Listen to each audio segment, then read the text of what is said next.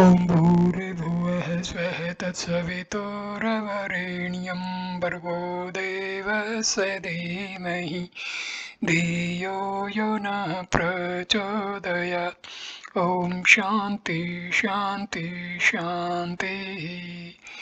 Namaste my dear friends. This is video number 13 on Viveka Chudamani of Adi Sankaracharya. This video starts with verse number 165 and the topic is Pranamaya Kosha or vital air sheath. So Pranamaya Kosha. Stanza 165. Karmendriyah panchadhiratoyam prano भवेत् प्राणं यस्तु कोशः येन आतं one अन्नमयो अन्नपूर्णं प्रवर्ततस्योः सकल क्रियासु. The prana along with the five organs of action constitutes the vital air sheath provided by which the food sheath physical body performs all its activities as though it were living. The manifestation of life in the physical body, which expresses itself in the gross body as the activities of the five organs of action, is called the vital air sheath. The five organs of action are hands, feet, the organs of speech, the organ of reproduction, and the organ of evacuation.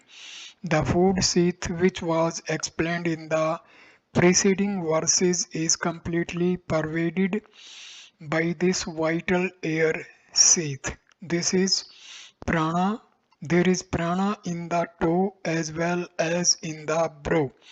If from some portion the prana is gone, that portion becomes paralyzed. Thus, this Pranamaya Kosha is the Atman of the Annamaya Kosha.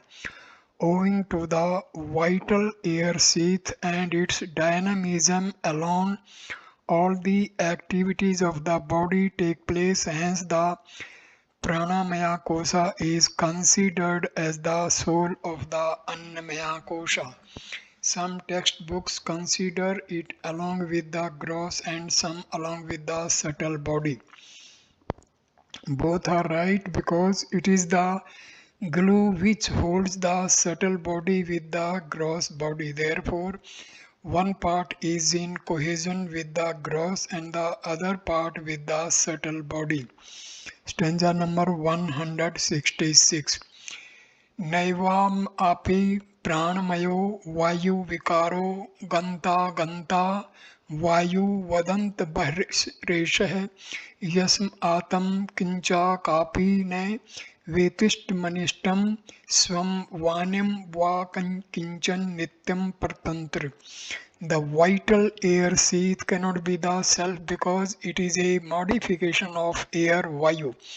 Like air, it enters the body and goes out of it, never knowing its joy or sorrows or those of others. It is ever dependent upon the self. The pranamaya kosha is a modification of air vayu. As long as it is in the body, all the activities of the body go on. But once it leaves the body, all the activities of the body stop. Since it is a modification of air and has the quality of coming in and going out, it cannot be the Atman. When this air is inside the body, it is called prana, and when it is outside, it is called the atmospheric air. Prana does not know anything, neither its own joys and sorrows, nor those of others. It cannot know anything, being inert by itself. The Atman, the Self, is eternal, all-pervasive, and omniscient. It has no modifications, no moments, and it is the knower of all. Therefore, the Pranamaya kosha cannot be the Atman. This verse is the negation of the vital air sheath. In our day-to-day living, we are not conscious of the pranamaya kosha. Next, we take up the mind for discussion. It is called the manomaya kosha. Its nature and secret technique of negating it are given in the following verses. Manomaya Kosa is given in stanza number 167 to 183. Manomaya Kosa, mental sheath. Gyanendriyani च मनश्च मनोमय स्यात् कोशो ममाहमिति वस्तु विकल्प हेतु संज्ञादि भेद कलना कलितो बलियाम सवत्पूर्वक कोश भीपूर्य विजर्भते यह. The organs of perception along with the mind form the mental sheath, which is the sole cause for the eye and mind diversity of things. It has the essential faculty of creating differences of names, etc., and it is powerful. It pervades the sheath, preceding it the vital air sheath. This opening verse on the discussion of the mental sheath explains what is meant by Manomaya Kosha in Vedanta. The mind, along with its sense centers, constitutes the mental sheath. The sense organs are in the body, but when the mind is engrossed elsewhere, we do not perceive the thing, though they are within the range of our senses.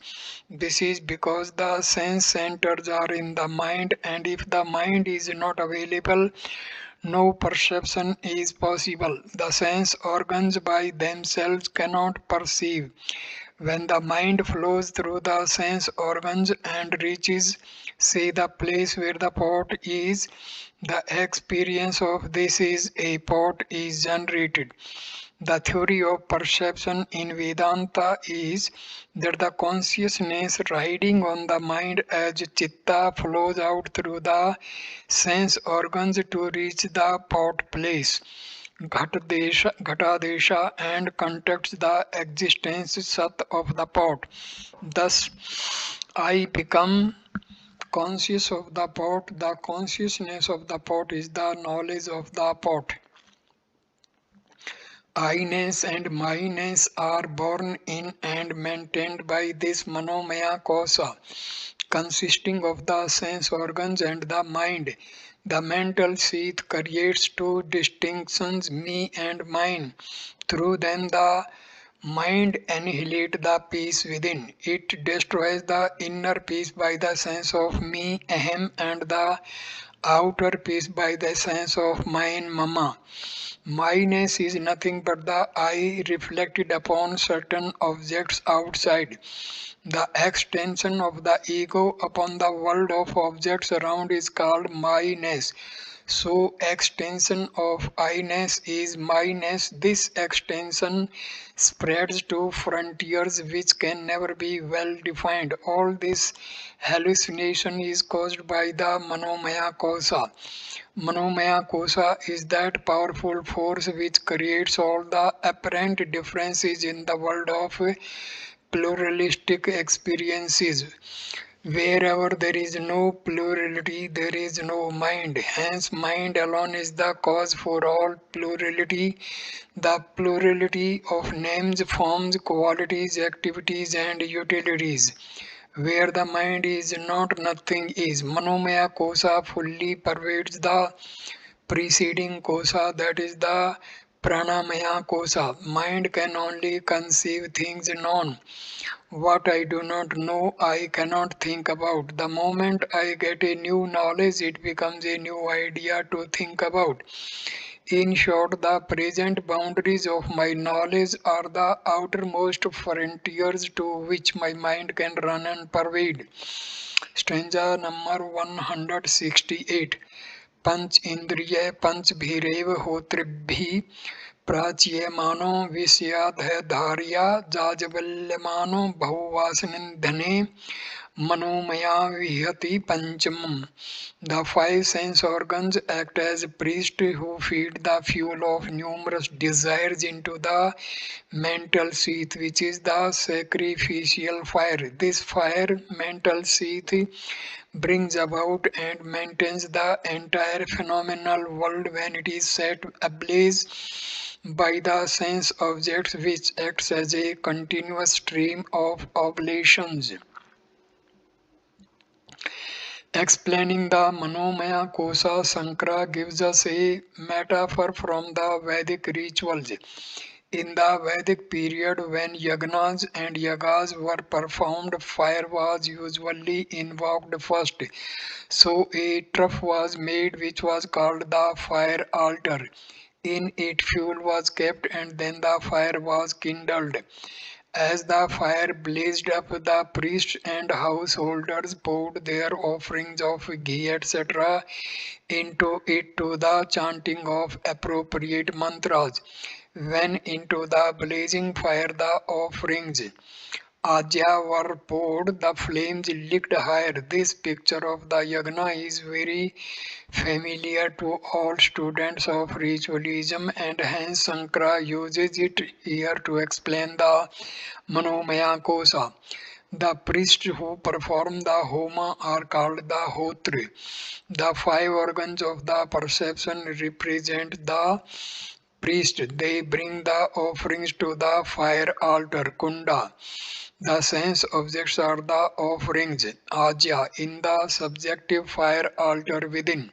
The sense organs bring the sense objects in the form of sense stimuli to the individual. The eyes bring forms and colors, the ears bring sounds, the tongue brings taste, the nose brings smell, and the skin brings the sensation of touch. Thus, the sense stimuli are brought by the sense organs as their oblations into the body, which is the trough kunda serving as the fire altar. In the sacred turf, fire is already blazing, and into this the offerings are poured. The fuel for the fire are the vasanas which are already burning in the flames of thought agitations. When the offerings are poured into the already burning fire, it blazes forth to the very root of life. Agni is the Lord invoked in this ritual.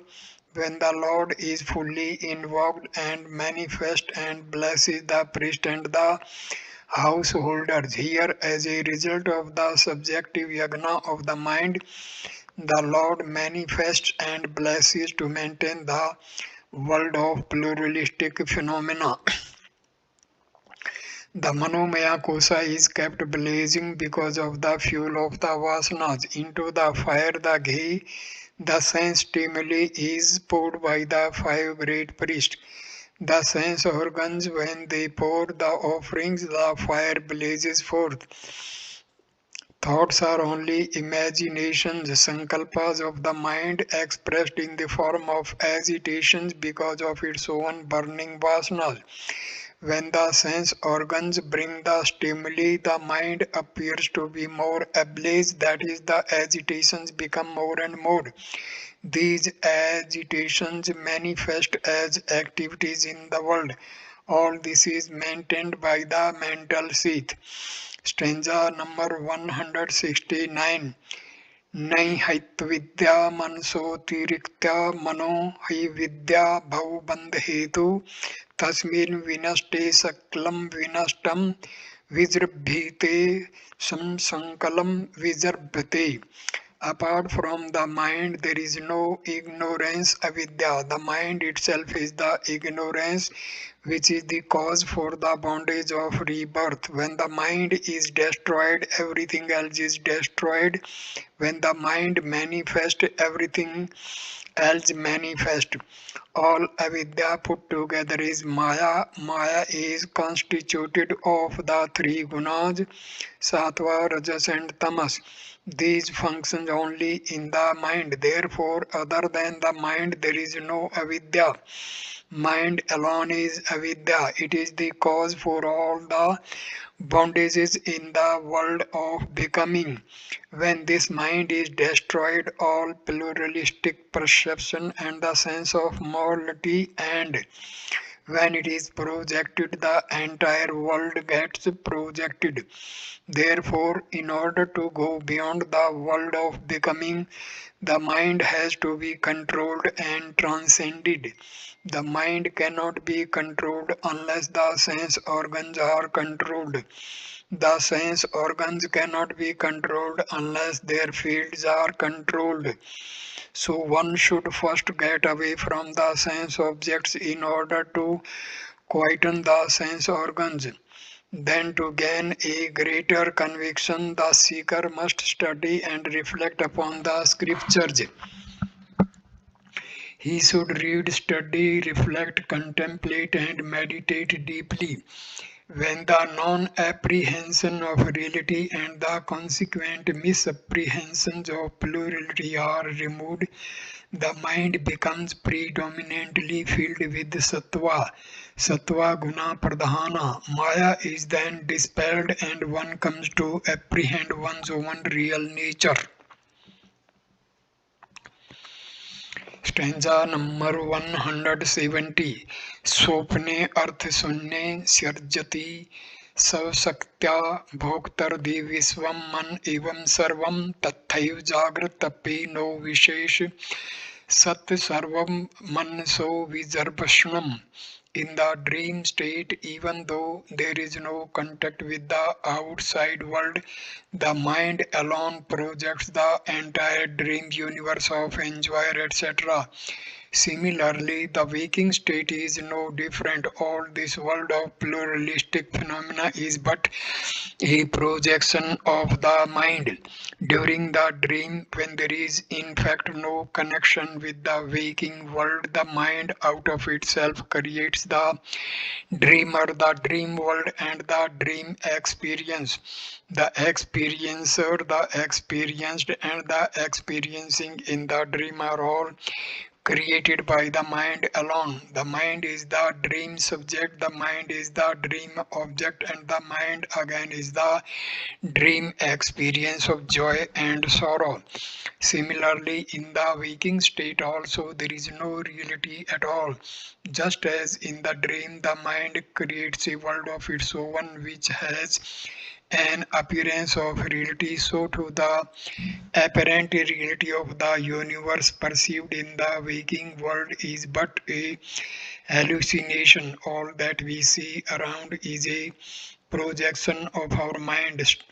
Stop the mind and the world ends. One may say, how about the other man seeing it?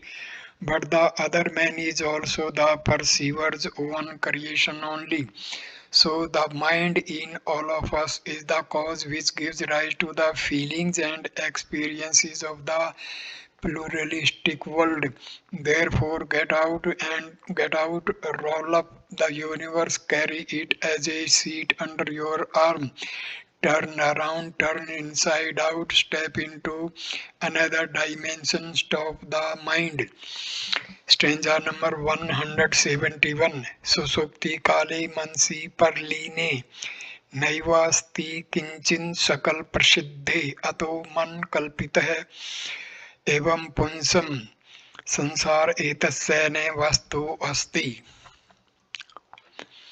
In deep sleep, the mind is reduced to its causal state and nothing perceivable exists, as is proved by the universal experience of all people. Therefore, man's world of change is just the creation of his own mind and has no objective reality. As has been explained earlier, the mind alone is the cause for the appearance of the whole world. One more argument is added here to what has been already said. During deep sleep, when the mind is completely dissolved, the experience of the individual is that there is nothing. Such an experience is universally lived by all. Everyone under the spell of deep sleep has the same experience. There is no exception to it. Thus, when the mind is not there, there is no world perceived. So then the world of variable experiences, sansar of man, this woeful life of plurality and its sorrows is projected by man's mind alone. Consequently, this world is of the mind alone. De facto, it is not there. You are seeing the world because you are looking through your mind.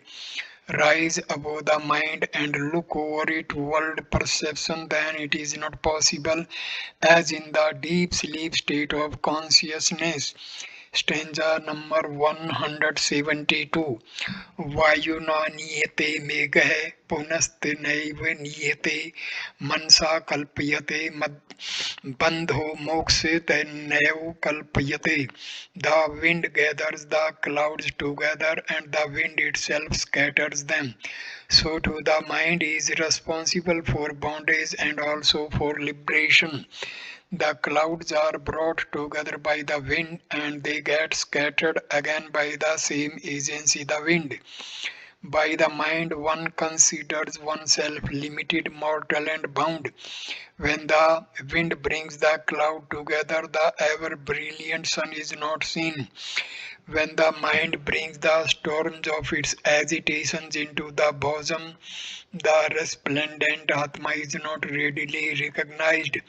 When the agitations are reduced and the same mind is turned towards subjective realization, all the sense of limitation and bondage ends. Sankara leaves nothing unsaid which might create doubts in the immature mind of the beginner in the study of Vedanta. How the mind causes bondages and how the same mind brings about liberation is explained in the following verse. Stanza number 173. Deyadi sarvisye prekalpe ragam badnadi ten purusham pasuvad gunen वैरसम्मत्रे विषम वस्तु विधाय पश्चादेनम विमोचयति तन्मन एवं बंधात. The mind causes man's attachment for the body and the sense objects. These attachments bind him like an animal that is bound by ropes. Therefore, the same mind creates a distaste for the very same sense objects as though they were poison and liberates man from the bondage. From the standpoint of the mind, the body, the sense organs, and the objects of the world are all objects. Not only does the mind project all these, but having projected them, it creates an attachment in man for these objects. By this attachment, he gets bound and becomes limited and sorrowful. Thus, the Atman, the self apparently tied down, is the Jiva, the individuality, its freedom all gone. It lives as an abject slave of the mind on account of the attachment of objects thus created. The individual gets bound like cattle with a rope. The properties of sattva, rajas and tamas bind the individual. Though the infinite heavens invite the bird to fly free and enjoy, it does not leave the mirror in the veranda because of the attachment it has created for its own reflection in the mirror. Nobody wants to leave the object of his attachment and liking. When an animal is tied down with a rope, it has a limited freedom commensurate with the length of the rope. Similarly, when the infinite consciousness is apparently bound by the gunas, it seems to have lost its omnipotency and omnisciency and become the limited jiva. But this individuality also has a limited freedom ordered by the proportion of its gunas moods. These attachment and bondage are created by the mind alone. The same mind is useful to liberate the jiva from this bondage, that it may revert to its original nature, the pristine glory of divine omnisciency and omnipotency. After being bound to the world of objects, liberation comes to man only when he gets rid of his meaningless fascination for the sense objects. Freedom lies in not depending upon the sense objects for one's inner happiness.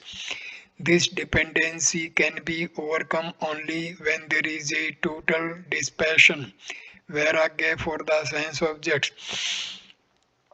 This passion for a thing will develop only when one finds that the object no more gives one any joy. If the idea that the joy content is not in the object outside is firmly established in one's understanding, then one is immediately released from all one's personality bondages. This dispassion, vairagya, is brought about by the mind alone. Nobody in the world has attachment for poison. Nobody longs to take a pinch of potassium cyanide. When one finds no taste rasa in an object, no more is there any attraction raga towards it. Lack of taste rasa creates desirelessness, vairagya. So by understanding that there is no real taste in the object, the mind frees us completely from the persecutions of the world of plurality. Thus, the mind alone causes bondage, and it is the mind again that liberates the individual. This play is called Maya, which is in fact our own avidya, our own non comprehension of reality. Stanza number 174. Tasma तस्मान्मनेः कारणमस्य जन्तो बन्धस्य मोक्षस्य च वादविधाने बन्धस्य हेतुर्मलिनं रजोगुणैः मोक्षस्य शुद्धं विरजत सत्तमस्कम्. Therefore, the mind is the cause for both liberation as well as bondage. When it is blemished with the effects of rajas, it causes bondage. When it is free from the rajas and tamas qualities, it paves the way to liberation. Therefore, meaning, because of the reasons explained in the above verses, it is now clear that the mind alone is the cause for bondage as well as for liberation. The feeling in man that he is bound or that he is liberated is only a state of his mind. The Atman, which is one's real nature, is never bound. Then where is the question of release for it? Liberation is only with reference to the bondage. When one is really liberated, there is neither any bondage nor any release. One is just that. The conditions of bondage and liberation are only states interpreted with reference to the conditions of the mind. Wherever it is in constant agitation, the individual is in bondage, bandhan. Rajoguna is the cause for the agitations of the mind. This Rajoguna comes into play because of Tamoguna, the non-apprehension of reality. Whenever there is in the mind a preponderance of rajas and tamas, it is agitated and therefore is in bondage. When the taints are removed and it is quietened, that is, when it becomes predominantly sattvic, one has the experience that one is free and so totally liberated. When the mind is turned inwards towards Om, it is a mind full of sattva, and when it is turned towards the OET, it is mind impure, being mixed with rajas and tamas. Both these are tricks of the mind. Stanza number 175. Vivek Vairagya Gunatireka Chudamashadde Mano Vimuktaye Bhavyatto Buddhimato Mumuksho Stabhyam Dridbhyam Bhavittavyam Magre. When the mind has been made pure due to a predominance of discrimination and dispassion, it turns towards liberation. These two must be strengthened by one who is an intelligent seeker of liberation. When there is a preponderance of these two qualities of discrimination, Viveka, and dispassion, Vairagya, in an individual, he can readily attain purity of mind. Viveka is the power to discriminate between the real and the unreal, between spirit and matter, between the self and the not self. Vairagya is the capacity and heroism to reject the unreal, the matter, the not self. In order to make the mind pure, one has to develop these two qualities. By an intelligent self denial of sense pleasures, dispassion will increase. By study, reflection, and contemplation upon the scriptures, discrimination will increase. When discriminative power is developed, it will help in increasing dispassion. When dispassion has increased, there will be a greater power of discrimination. They are both complementary to each other in their development. When the agitations in the mind are reduced, the veil over the intellect is lifted. Rajoguna and Tamoguna get eliminated. Such a mind is useful in obtaining total liberation. The mind is not the instrument with which reality is comprehended. When the pure mind is in his presence, the dissolution of individuality takes place. The pure mind here acts as a catalytic agent. That is why intelligent aspirants should strengthen these two qualities in themselves. If one is an intelligent student wanting to release oneself from the thraldom of matter, one must try to develop discrimination and dispassion in plenty.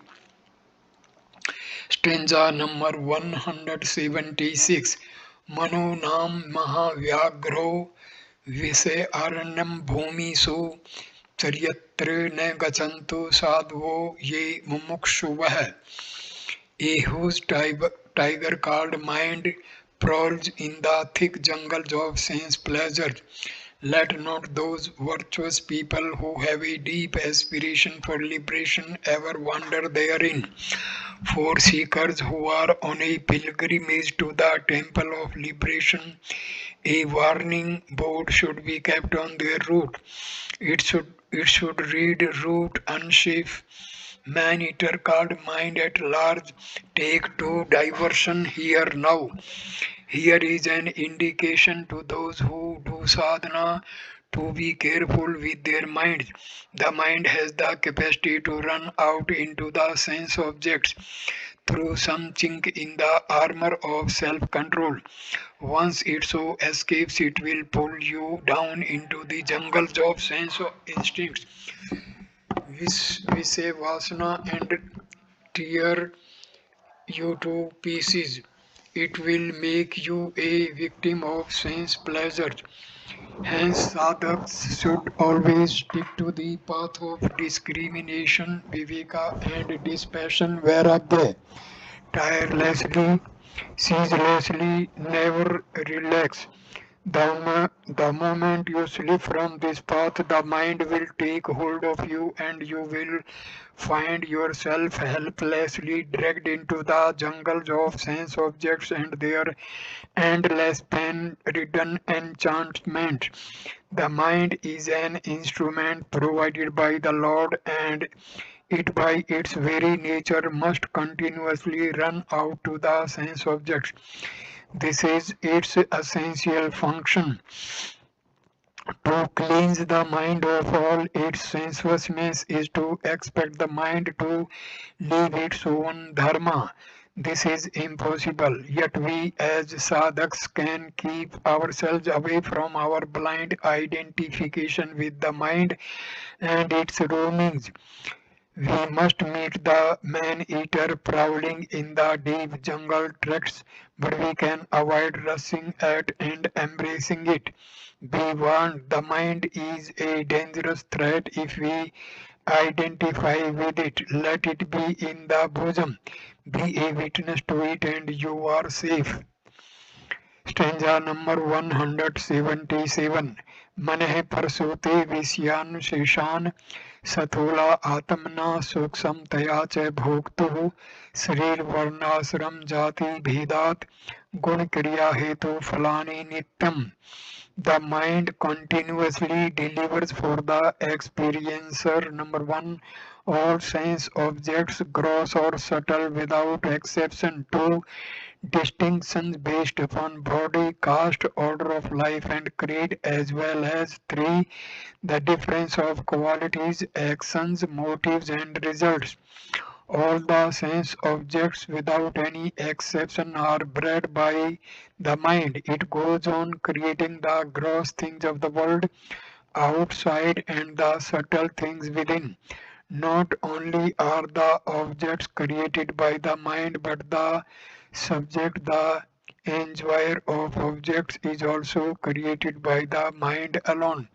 We may not be in a position to accept the statement that I and the world around me are the creations of the mind. In the dream state, the dreamer, the dream world, and the dream experience are all created by the waker's single mind. The dreamer, while dreaming, cannot appreciate and understand that the things around him and he himself, playing as the dreamer, are created by his own mind. The waking state is in no way different from this illusory dream state. Gross objects are constituted of forms and colors, sounds and tastes, smells and touch. The subtle objects consist of feelings and thoughts. In the sense objects, gross and subtle, we find innumerable varieties and endless differences, such as those based upon caste, creed, status, position in life, etc. All such differences are without an exception always created by the mind. The differences in qualities, activities, causes, and their consequences are all created by the same mind. If the mind is not there, then as in deep sleep, none of this is present. All things perceived in the dream, subtle or gross, objects or beings, thoughts or emotions, all their differences in kinds and modes. In fact, everything created in the dream is in the mind alone. So too the waking mind creates the waking world.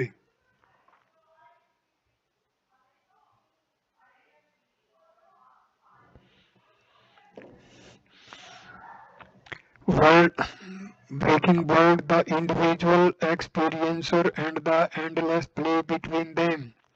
Stanza number 178. Asang chidra mammam विमोह्य देह इंद्रिय प्राण गुणै निर्बध्य अहमेति भ्रमयत जस्रम मनः सौकृतेषु फलोपभुक्तिषु. Unattached pure intelligence is the essence of the jiva, but the mind beguiles it and binds it by the ties of body, sense organs, and pranas. It causes this jiva to wander with the idea of I and mine in the varied experiences of results gathered by itself out of the supreme reality Brahma, which is ever unattached to the matter, vestures, and the every and the very nature of which is absolute knowledge, immortal, limited. Jiva is created by the mind. The mind does this trick by first deluding itself by forget, forgetting its real nature. Having achieved this non-apprehension of reality, the mind makes man attached to the matter vestures. Thus the individual gets identified with the body, the sense organs, and all the physiological functions within him. Therefore, he gets bound by the gunas, sattva, rajas, and tamas. This is entirely a deliberate trick of the mind. Really speaking, the Atma is never deluded, the waker is never confused. In the dream, the waker apparently becomes the dreamer. By such identifications, the qualities of the BMI are assumed to be temporarily one's own properties, and one becomes the limited ego, the jiva. This is the bondage, the limitation, the delusion. The mind perpetrates all these, and the individual starts behaving like a separate entity and suffers the sorrows of I and mine. The feeling of I-ness in the activities of the mind and the feelings of mineness in the enjoyments of the mind are delusions created by the manomaya kosha. When such a feeling arises, it announces the birth of the jiva, and this jiva, exhausted and weary, seeks its liberation. So it is this mind with which you have to remove the mind. Stanza number 179. अध्यास दो दोष पुरुष से संसरती रध्या संबंध वही मुन्नैव कल्पित रज सत्य तमो दोष वतो विवेकिनो जन्मादि दुखस्य निदानमेतत्. The evil of superimposition causes man's transmigration, and the mind alone is responsible for the bondage of superimposition. For a man who is tainted with rajas and tamas and who lacks discrimination, this causes the misery of birth, etc. The ever-changing phenomena of the world, both outside and within one's self, and its consequent joys and sorrows is called sansar. Invariably, there is inherent sorrow in the phenomenon of change. Where there is change, there is agitation, and agitation is the expression of sorrow. The root of all this is the misapprehension arising out of the non-apprehension of reality. This misapprehension, otherwise called superimposition, is termed as adhyasa in Vedanta. When the truth of a thing is not correctly seen, as it is in our error of judgment, we see another object substituted in its place. This trick of the mind is called superimposition, adhyasa, or its power of self-projection. When a rope is not seen as a rope, our error of judgment gives us the misconception that it is a snake or a streak of water or a piece of wood or a crack in the earth. When such superimposition starts, the superimposed illusion completely covers the reality. When the serpent is seen, the serpent covers the rope completely. When truth is not recognized as truth, there is no sorrow, it is only ignorance. But when ignorance breeds misapprehensions, then sorrow arises. Therefore, sorrow is not in the non-apprehension, but is inherent in the misapprehension. In deep sleep, we are in ignorance, pure non-apprehension, and there is no sorrow in it. In fact, there is much in the saying, ignorance is bliss. This theme of superimposition, adhyasa, is very exhaustively discussed by Sankara in his introduction to the Brahma Sutras. He says the phenomenon of superimposition is not one-sided. Not only is truth misapprehended as the illusion, but the illusion is firmly understood as the truth. But the illusion is not without a basis. When a rope is not seen as a rope, never do we in delusion see an elephant or a cow or a building instead of the rope. Upon a post, a ghost or a man can be superimposed, but never a cow or a snake. Hence, it is clear that although it be only a superimposition, still it strictly follows certain laws. When a snake is seen in place of rope, the illusory snake form covers the form of rope and dharmas of the snake are superimposed. The color, the shape, and the rough surface of the rope are not seen, but the color, the shape, and the smooth surface of the snake are seen instead. When these dharmas of the snake are seen, we say the snake is. The snake exists. In fact, the snake is not, and the rope is. But we say the rope is not, and the snake is. Therefore, it is not just a case of the snake lending its dharmas to the rope, but the existence in the rope is also temporarily loaned to the snake. When there is no rope, superimposition of the snake cannot be. Hence, the rope lends its existence to the snake, and the snake lends its dharmas to the rope. When we put the two of them together, we say this is a snake. This experience of the existence of the snake is the cause of sorrow. Again, if there by any superimposition, it will always be complete. A half snake, half vision, or a half ghost, half post vision is not possible. Either it is a ghost or it is a post. Even when we have a glimpse of reality, the continuance of samsara ends as ignorance completely disappears. When the mind is predominantly Rajasic and Tamasic, it will create superimpositions and will make a fool of the individual, for he will then start seeing things which are not there. Such a fool is subjected to the sorrows of samsara. They are birth, growth, disease, decay, and death. Nobody can escape them. He who has been deluded by his own superimpositions will have to undergo these sorrows. Stanza number 180. अतः प्राहर्मन विद्याम पंडिता तवत दर्शिनः ये नैव भ्राम्यते विषयम वायुनेवा ब्रह्मंडलम. Hence the mind is considered to be avidya by sages who have discovered its secret. By this alone the universe of experience is tossed around like the clouds by the mind. Because of the reasons given, the learned ones say that the mind alone is avidya. It is because of the mind that the world and its activities continue. Purposeless knocking about is Brahmana, the illusion of purposeless change. Brahmayate means moving about with no aim or goal through a series of prophecies changes. Thus the universe and its activities are knocked about by the mind just as the clouds are knocked about by the wind.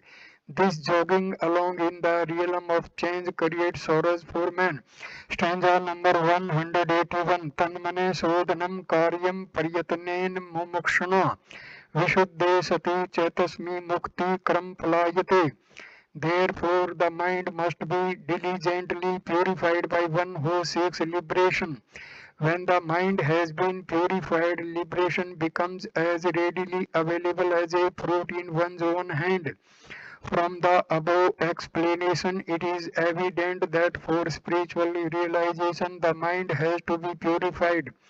Purification of the mind means removal of Rajoguna and Tamoguna, meaning their resultant agitations and wailing from the personality. This is not an easy job because the psychological debt within has been accumulated by us all through ages past. With great effort and intelligent self-control, purification of the mind can be achieved. No effort can be consistently put in by anyone unless he has been an inspiring goal. Such an amount of effort to cleanse one's inner equipment can be put in one by one who is inspired by the goal of liberation from matter vestures. Those who have a burning desire for liberation should make at first an all-out effort to cleanse the mind that is itself spiritual ignorance. When this is done, liberation is not far away at all. It is like the fruit on your palm, already there right with you. Stanza number 182. मोक्षी शक्त्या विषयेषु रागं निर्मूल्य सन्नस्य च सर्वकरम् सदृच्छया यः सर्वनादिनिष्ठो रजस्वभावं धुनोति बुद्धि. With single-pointed devotion for liberation, he who roots out his attachments for sense objects, renounces all actions, and with faith in truth constantly hears the truth, etc., he can purge the rajasic nature of his intellect. Relinquishing both the doership and the enjoyership, one accomplishes the end of the ego. Ego, the jiva, is constituted of these two. When it is only of them, it is easier to remove the enjoyership. The I am the enjoyer attitude from the fruits of actions can be removed easily. For this selfless, dedicated services, karma yoga has been recommended. Activities without ego and egocentric desires cleanse the mind. When one works dedicatedly without the ego and the egocentric desires in the world, the existing vasanas get exhausted and no new vasanas are created. Then the mind becomes calmer and quieter the mind, greater is its contemplativeness. So one gains a deeper understanding of the scriptures. Through Shastra study, one will be able ultimately to eliminate the false vanity, I am the doer. So for a person who has cultivated single-pointedly devotion for liberation, a way has been suggested here for the purification of his mind. Dedicated activity without the ego and the egocentric desire, study of the scriptures with faith and understanding, and an intelligent removal of the vanity that arrogates all activities to itself will result in the complete elimination of the rajasic nature of the intellect. When the mind and intellect are purified, liberation is just like the fruit one's palm, one has only to enjoy. Stanza number 183. Manomaya napi bhavet pratma hayyadante vatta prinam bhiva bhavat dukhatam kva dvishhete drashta hi drashyatam taya ne drishta. The mental seat cannot be the Supreme Self either, for it has a beginning and an end. It is subject to modifications, pain and suffering characterize it, and it is an object of cognition. The subject can never be identified with the object of knowledge. Defining and expanding the Manomaya Kosa, Sankara has used the largest number of verses, and now with this verse he denies and negates it. So many verses have been used to explain it so that the student may get a precise understanding of the Manomaya Kosha, how it works and what is its nature, structure and function. After having given explicit information about the Manomaya Kosha, the Acharya gives just 5 reasons to prove that the mental sheath also cannot be the Atma, the self. Number 1, because it has a beginning and an end. 2, it is subject to modification. 3, it is characterized by pain and sorrow. 4, it is an object of cognition. 5th, it is ever identified with the objects of knowledge. The mind has a beginning and an end. When one wakes up from sleep, the mind begins to function. When in deep sleep, it ceases to function. The Atma, the self, has neither a beginning nor an end. It is eternal and infinite. Hence, the mind, which is ephemeral and finite, cannot be the Atma. Even while it exists, the mind is fickle, ever changing. At one moment sorrowful, at another it becomes joyful, now peaceful, now agitated. This changing mind cannot be the changing Atma, whose nature is eternal bliss. The very fabric of the mind is pain and sorrow. Ever when it is joyous, its joyful nature is accompanied by the fear of change. From the standpoint of eternal bliss, our little joys and pleasures are at their best comparative sorrows. So the mind cannot be the Atma because of the obvious contradiction in its very nature. The mind is the cause for all sense objects. Since the objects constantly change, the mind too must constantly change to become the objects. The effects are nothing else but the causes in another form. The mind cannot be the Atma because the Atma is not the cause nor the effect of anything. It is the divine changeless substratum for all changes. The mind is identified with the objects. What we see around us is the seer in another form. The subject and the objects are really one and the same. When the object is projected through the mind, it appears as though it is a pluralistic world, but in fact it has no reality in as much as where the subject is not, the world of objects can never be. Through the world of objects, the mind looks at itself. The subjective subject looking at the objective subject is the experience of the world of objects, like the child sucking its own thumb and enjoying it. Remove the thumb, it cries. Remove the object, we cry. The Atma does not identify with the objects, it is the knowing principle. This being so, the mind cannot be the Atma. With this verse, the explanation and the negation of Manomaya Kosha is over. Next, we take up for discussion the intellectual seat, the Vijnanmaya Kosha. So, I complete this video at this juncture. I conclude this video. Thank you for watching this video. Namaskar, my dear friend. Thank you.